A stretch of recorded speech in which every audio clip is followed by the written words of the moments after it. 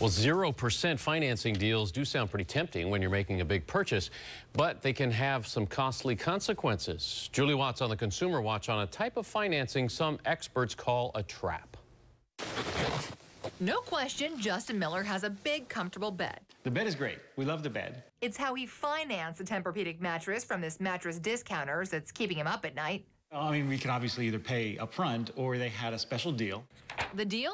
A Citibank credit plan offering 12 months interest-free on the $5,600 purchase. No interest for a year is a great deal. So I don't remember how hard they pushed it. They mentioned it. It sounded good. Or at least it did. After the Los Gatos man made what he thought was his 12th and final payment, along came this bill from Citibank for $1,300, a year's worth of interest. Interest Citi calculates at a whopping 25%. And I thought, this is crazy. They've got to be, either this is some kind of joke or some kind of scam. So how could this happen? Well, it turns out Miller's one-year interest-free deal expired December 2nd, 2010. It says so in this teeny-tiny type on his monthly statement. But surprise, Miller's final payment was due December 7th, 5 days after the interest-free deal expired. The statement due date was different than this, what they call the plan due date.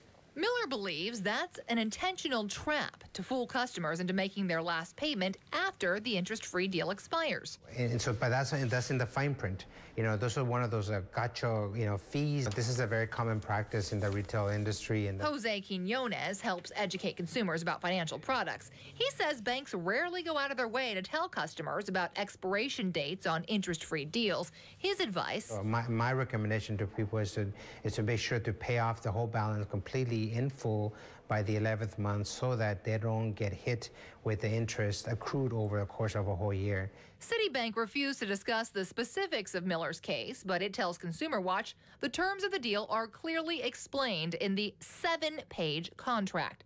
Justin Miller doesn't think so. He's telling his story on Facebook and hoping to get the last word. One, I'm never going to do business with Citibank again.